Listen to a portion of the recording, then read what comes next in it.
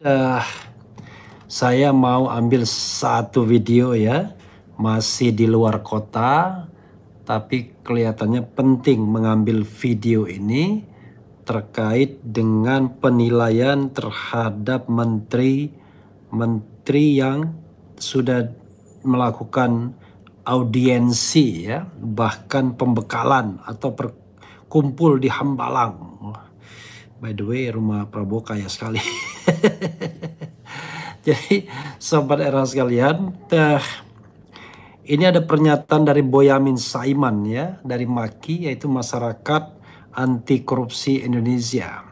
Boyamin Saiman sebut sejumlah calon menteri Prabowo diduga terlibat korupsi. Luar biasa ya. Oke, kita bacakan Tempo.co Jakarta. Koordinator Masyarakat Anti Korupsi Indonesia MAKI Boyamin Saiman mengingatkan Presiden terpilih Prabowo Subianto untuk berhati-hati dalam memilih calon menteri di kabinetnya nanti.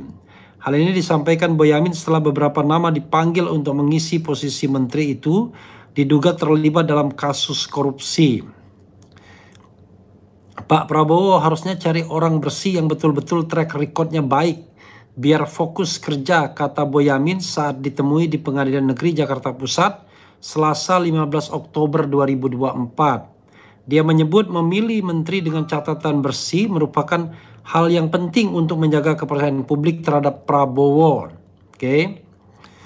Boyamin menyebut sejumlah nama berdasarkan catatan Tempo. Nama yang disebut Boyamin tersebut telah beberapa kali disinggung dalam pemberitaan media. Saya mengingatkan Pak Prabowo untuk mengawasi orang-orang ini. Jangan sampai nanti timbul masalah dan itu mengerus kepercayaan publik kepada Pak Prabowo, ucap dia menegaskan. Menurut Boyamin, langkah yang lebih bijak adalah memilih figur lain yang lebih bersih. Ia meyakini bahwa Indonesia tidak akan kekurangan tokoh yang layak menjadi menteri jika 3 nama tersebut tidak terpilih. Dia sebut 3 nama ya. Cuma nggak disebutkan namanya siapa. Indonesia tidak akan bubar kalau mereka tidak jadi menteri. Kecuali kalau Indonesia bubar kalau 3 ini tidak jadi menteri. Atau bahkan besok kiamat, katanya dengan nada menyindir. Boyamin juga menegaskan bahwa masih ada waktu bagi Prabowo untuk mempertimbangkan ulang pemilihan menteri hingga 20 Oktober. Waktu di mana kabinet baru akan diumumkan. Ia berharap Prabowo dapat berpikir ulang ihwal beberapa sosok yang disebutnya bermasalah. Terakhir, dia pun menegaskan bahwa ini adalah bentuk dukungannya untuk pemerintahan yang bersih dan efektif. Kalau Pak Prabowo tidak hati-hati, nanti malah jadi kerja keras ekstra karena harus mengawasi orang-orang yang diduga terlibat masalah hukum. Ya, saudara sekalian, kalau kita bicara mengenai menteri, nanti dibilang iri karena padahal berkali-kali ditegaskan ya. Pertama, kita kemarin mendukung calon presiden yang kalah. Walaupun yang didukung ternyata melipir juga, ya nggak apa-apalah ya. Namanya juga ya, siapa yang tidak mengenal Muhaimin Iskandar gitu kan.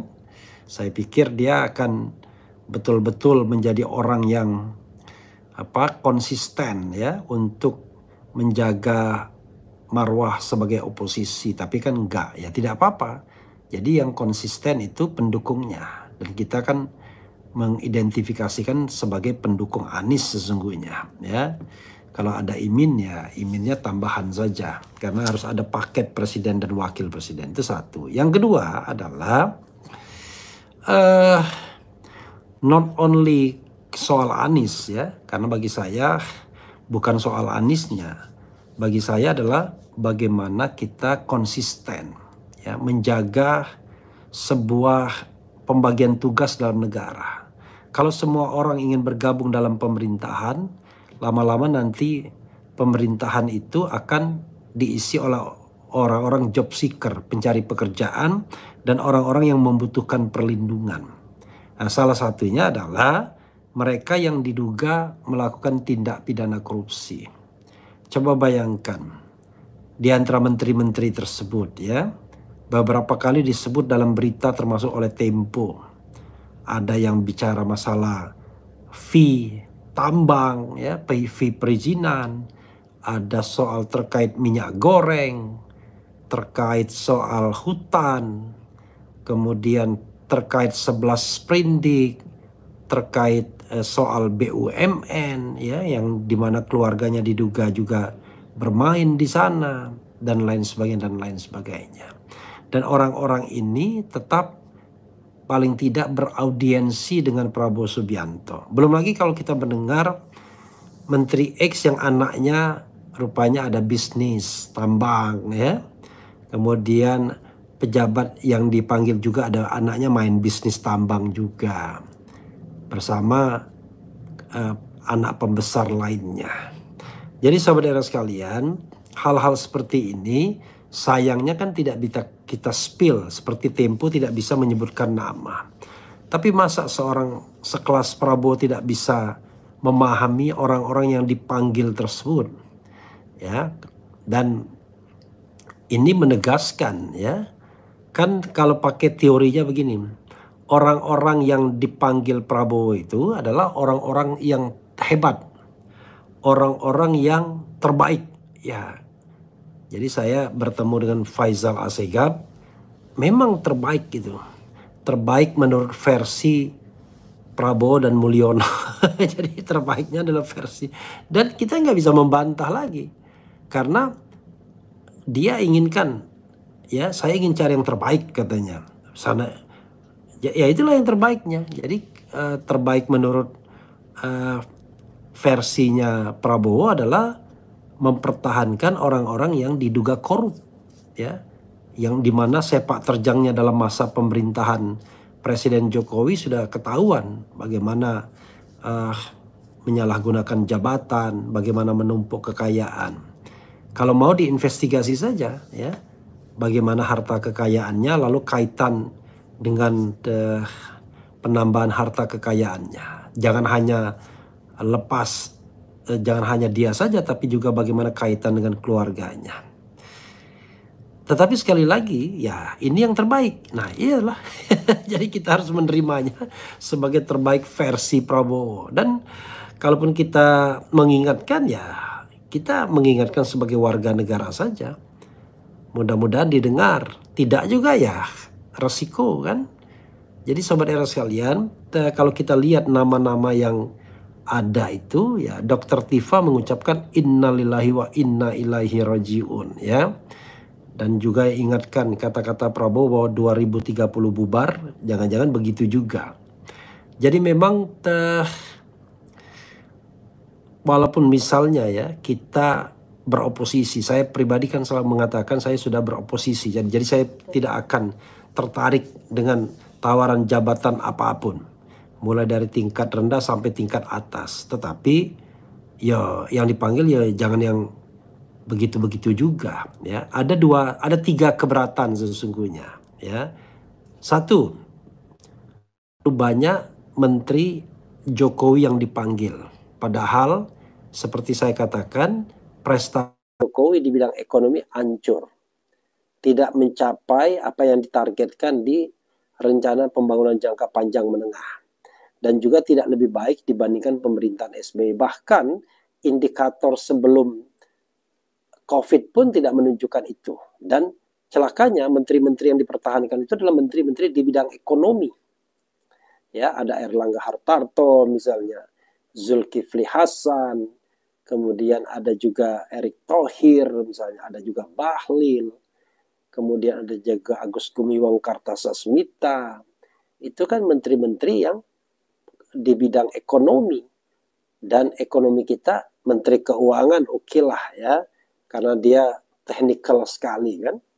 Menteri keuangan kan ibaratnya tukang ngatur, bendahara, tetapi kan bukan dia yang mendatangkan investasi kan begitu. Jadi saudara sekalian, agak memprihatinkan ketika yang dipertahankan itu adalah secara teoritis gagal dalam pemerintahan sebelumnya.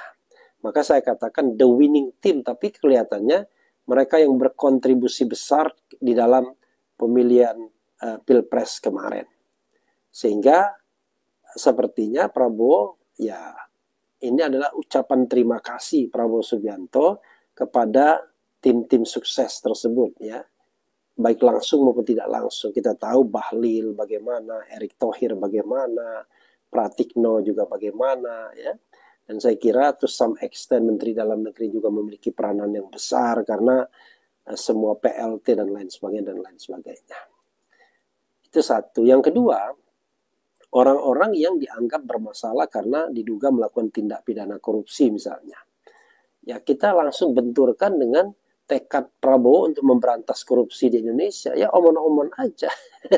Jadi saudara sekalian ya, kenapa negara Indonesia itu, kenapa sebuah negara itu demokrasinya tidak berkembang? Biasanya karena pemerintahnya korup, karena pejabatnya korup.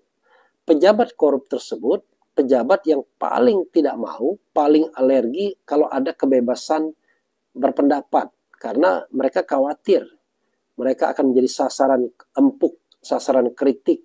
Bahkan bukan tidak mungkin kemudian praktek kong kali kong mereka terbuka. Sekarang ini kan kita nggak bisa mengatakan, karena kita nggak punya kebebasan. Coba kalau ada undang-undang yang melindungi warga negara untuk mengucapkan ya bahwa seorang pejabat publik itu melakukan tindak pidana korupsi asal ada sumbernya. Ya.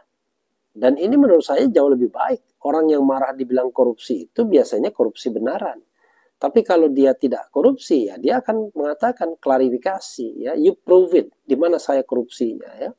Saya misalnya dengan gampang mengatakan ketika menjadi 5 tahun menjadi Komod BUMN, saya bisa nantang siapapun yang bisa mengatakan saya korupsi. You prove it, ya kan?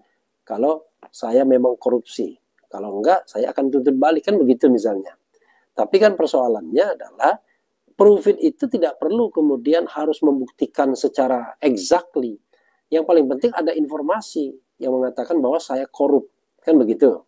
Nah maka kemudian terhadap informasi tersebut nanti akan kita jawab apakah konfirmasi, apakah itu keliru atau tidak ya. Saya misalnya pernah diisukan oleh adik angkatan sendiri, ini payah benar ya, dia tidak konfirmasi. Misalnya ada satu transaksi ketika saya misalnya melamar sebagai pejabat publik, harus menunjukkan transaksi, dan transaksi itu cukup besar ya karena menyangkut pembelian sesuatu. Tiba-tiba dia berimajinasi sendiri, oh come on, jelek-jelek kan saya ya, bukan berarti tidak bisa mendapatkan uang besar ya, I'm a lawyer ya kan. Jadi kalau misalnya mendapatkan rezeki melalui kasus-kasus yang ditangani seperti pilkada misalnya, kan itu rezeki, tetapi kita tidak ingin mencarinya sampai semaput misalnya. Tetapi kalau rezeki ya rezeki. Jadi kita pastikan bahwa rezeki itu adalah rezeki halal, nggak ada rezeki haram. Tidak ada rezeki yang kemudian dicari dengan cara kong kali kong, ngembat uang negara, kemudian mainkan kawan di kekuasaan. No, kita mencari uang itu secara profesional. Kaya-kaya banget juga enggak, tetapi paling tidak juga pernah minta-minta ya. Terutama misalnya minta-minta proyek dan lain sebagainya. Nah, harusnya kan para menteri pejabat itu kan percaya diri bahwa dia track recordnya bersih. Sehingga tidak khawatir kalau kemudian orang mengutak-atik dari mana harta kekayaannya, dari mana pendapatannya. Kalau selama jadi menteri kekayaannya berlipat-lipat, ya orang akan curiga. Dari mana? Pertama, dari terima gratifikasi, sogokan, suap, atau dia menyalahgunakan jabatannya untuk memperbesar lini bisnisnya, kan itu aja kemungkinannya. Atau dia tidak bekerja full time, cuma sibuk ngurusin bisnisnya, portofolionya jadi keteter, tapi bisnisnya yang kemudian berkembang secara pesat.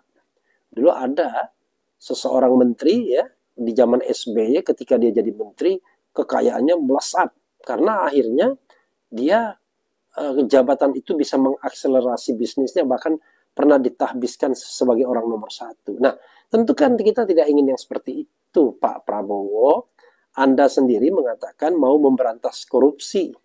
Kalau mau memberantas korupsi, mulailah dari diri Anda sendiri, yaitu jangan merekrut orang-orang bermasalah.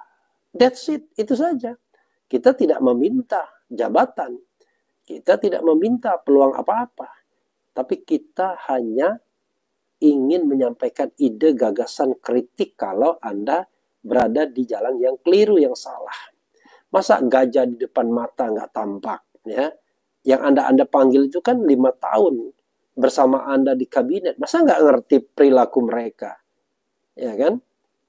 Baik itu mereka yang melakukan atau keluarga mereka yang melakukan. Coba lihat pertambahan harta kekayaan mereka. Nah, kecuali ya Anda tidak bisa berkutik karena Anda pun menjadi bagian dari kerumitan itu selama menjabat sebagai Menteri Pertahanan. Nah, itu beda lagi, ya. Jadi sekali lagi ya, biarkanlah rakyat, kalau memang betul-betul memberantas korupsi itu tidak omon-omon, biarkanlah rakyat kritis untuk menilai menteri-menteri Anda apakah cukup kredibel atau tidak untuk menjadi menteri dalam kabinet yang tujuannya memberantas korupsi. Ya, jangan sekedar omon-omon doang atau lip service. Nanti baru 1 tahun nanti Anda akan dikatakan sebagai the king of lip service lagi, seperti mahasiswa mengatakannya kepada Mulyono misalnya. Lalu karena tidak tahan dengan kritik, maka yang dimunculkan adalah pemerintahan yang otoritarian. Waduh, gak ada gunanya kita menjadikan negara ini menjadi negara yang terbuka dan reformasi 1998 dengan harganya nyawa para syuhada mahasiswa. Kalau begitu ya. Jadi kalau seandainya memang ada kekhawatiran, ketakutan dan kekhawatiran itu kemudian berbuah dengan pemerintahan yang otoritarianistik, membangkitkan kembali Orde Baru, ya sudah, apa boleh buat. Inilah nasib republik kita, ya, yang akhirnya seperti treadmill, jalan di tempat saja. Jadi mudah-mudahan ada waktu untuk scrutinize lagi, jangan kasih tempat kepada para koruptor, orang yang menyalahgunakan jabatan, orang yang tidak punya komitmen terhadap rakyat, tetapi hanya komitmen pribadi dan kelompoknya saja. Ya, dan jangan khawatir, ya. Kita juga tidak minta jabatan kok. Kayak saya udah katakan, jabatan apapun yang ditawarkan tidak akan saya akan terima, ya. Karena saya sudah berkomitmen untuk 5 tahun ini, 5 tahun ya, bukan seumur hidup, untuk beroposisi terhadap pemerintahan. Ya. Jadi silakan berkuasa sampai 2024, 2029, ya. Dan kita tetap akan menjaga kritisisme tersebut. Dan tidak peduli, ya, karena bagi saya itu adalah perjuangan amar ma'ruf nahi mungkar. Soal karena negara ini tanggung jawab kita semua.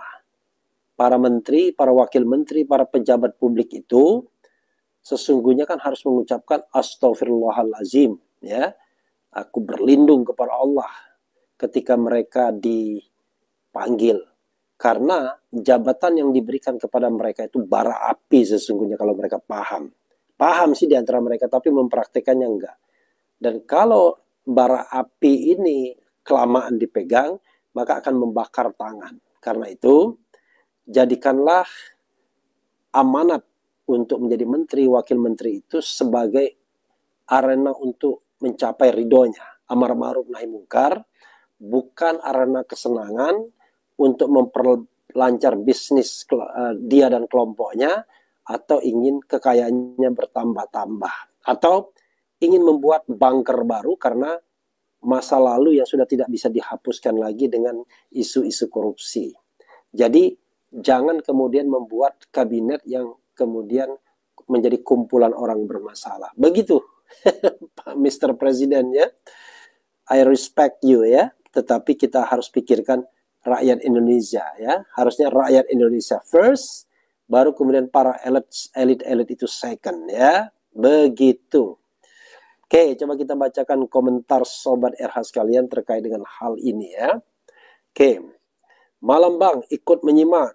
Aku juga kabinet Zaken, tapi kok makhluknya orang-orang second barang bekas Jokowi. Sedang di luar kota Bang. Iye. Selamat malam, bikin emosi para penjahat dikasih jabatan.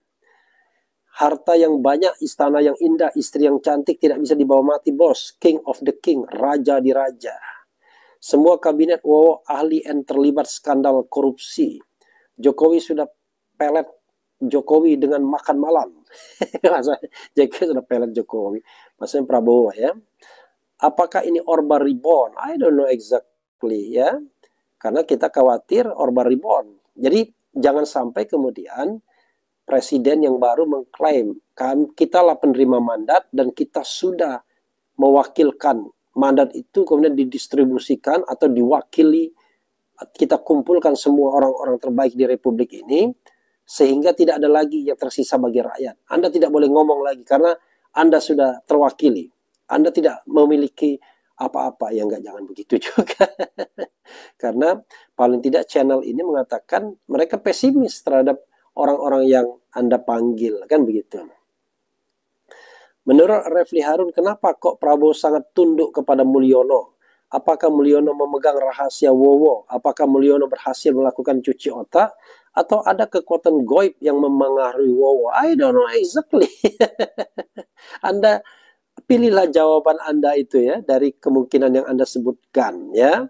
Tetapi yang jelas, one thing for sure, tidak bisa dimungkiri,